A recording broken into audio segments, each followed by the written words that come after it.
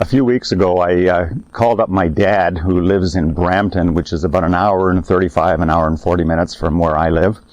And I hadn't talked to him in a while, and I hadn't seen him in a while. And I was feeling a little guilty about that, so I called him up and I said, Dad, I got two propositions for you. One is that I come to your place and pick you up and bring you back to our place, and that you spend a few days with us at our place, or that I come over to your place and spend the night, and then on the weekend, and it would just be basically 24 hours as opposed to a few days at our place. And he's 93 years old, so he's feeling a little discombobulated, I would say, when he goes somewhere else. He's most comfortable at his own place, so he said, why don't you come here? I said, okay. So I did that. I came on a Saturday, early afternoon, just after lunch actually, and then spent the afternoon with him at his place, and then we went out for dinner. I wanted to take him out for dinner to a nice restaurant just around the corner from where he lived, but he said, no, John, he said, you've come here, you're staying overnight, and you take me out for dinner more often. I'd like to take you out. So, okay, fine. So we went out for dinner, and then after dinner we came back to his place, and we had a really nice late afternoon, evening. We were sitting out on his balcony and, just reminiscing and talking about different things. And one of the things that I've noticed with my dad, given his age, is, he tends to look back at this stage in his life a lot more than he is looking forward, which is understandable. But he's reminiscing about things that I never really heard him talk about before. And one of the things, just for example, now this was earlier in the year, he was talking about the time when he was a kid growing up in the Netherlands during the Second World War. And he mentioned this before, that he was often hungry, especially the last year of the war. He lived in Rotterdam, and it was hard scraping together enough food to eat.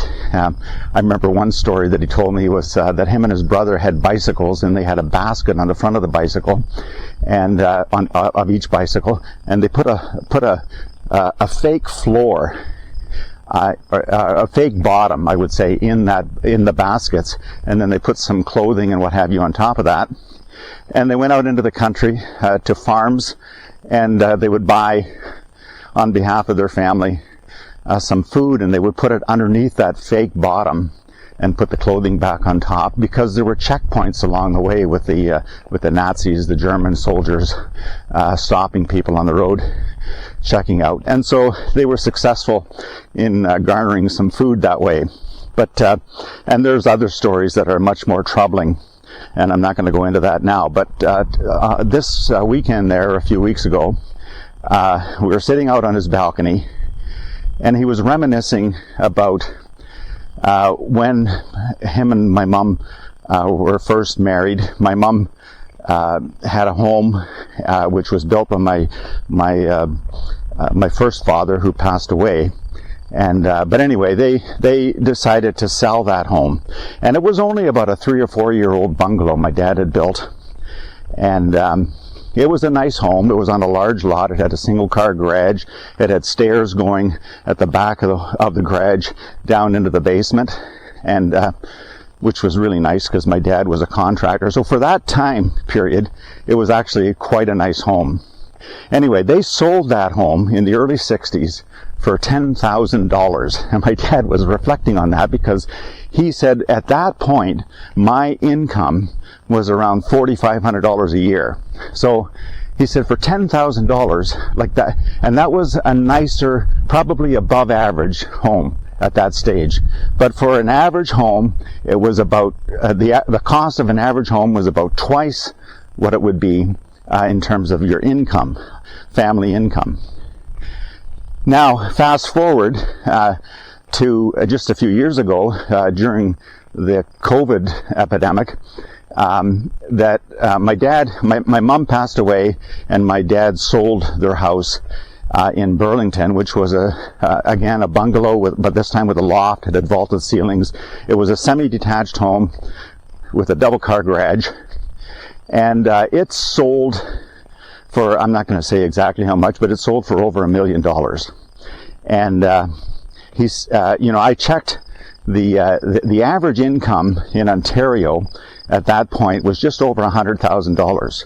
So now maybe that was a bit of above average. It's in a high-priced area. So, but let's say that the average price of a home in Ontario at that stage was around $800,000 to $900,000. That still is like 8 to 9 times the average income. And he was talking about that. He was just musing about that and how much more expensive houses have gotten. And it's not just in terms of dollars because of inflation, but it's actually in terms of household disposable income coming into the household. And I thought that was very interesting. And the reason he brought it up was because he's always curious about my business as a realtor. He's always asking me, well, how's real estate doing? He gets my weekly newsletters, and so he kind of keeps up the tabs that way. But he's really curious about how things are going. Anyway, I reflected on that later on, and I thought to myself, that is a really, in a way, it's kind of a troubling dynamic in terms of the market today, and it's also understandable why there's been this pause in terms of real estate activity. Now, I'm very thankful that we in our brokerage have not really experienced it to the same level that others have experienced it in the real estate market in general, and I really don't quite understand why that is, but I am thankful for it. But anyway, thinking about that, it just struck me that in a way, it's okay that there's been a pause on the market and that there's a bit of a decline in terms of values. And I think the reason it's okay is because it couldn't keep going this way. During the pandemic, when people were, when it was just this crazy frenzy and people were, there were 10, 15, 20 offers on homes and they were selling for, $100,000 or $150,000 or $200,000 above asking. That was just an unreal dynamic and people were panicked. Now, I still remember telling people at that time, look, don't worry. Don't get so stressed out. Don't get caught up in the hype because it will change again. And we see that now. It's changed again. Where is it going to go from here? I think that it might even continue to go down somewhat. I'm not really sure. I was reading an article the other day talking about how not bankruptcies, but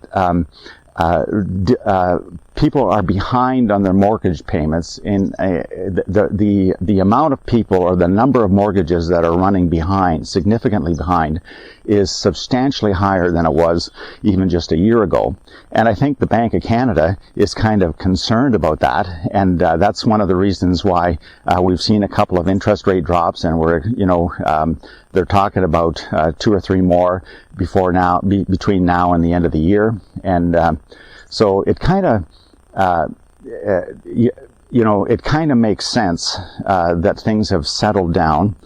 But again, I would say to people, don't let that feeling of don't let that inform it informs your decisions in a way, but don't let it be the only factor, because, just like I told people back then that things don't get caught up in the hype, now don't get caught up in the heaviness or the distraction about where's the market, is it going to tank and all of this stuff, because, the reality is that things level out. And if I look at the average market since I was a little kid, how it's gone, it's basically this trajectory that goes like this, and it has increased beyond inflation, I would say, because you can see that even in terms of the number of how much money people are paying for houses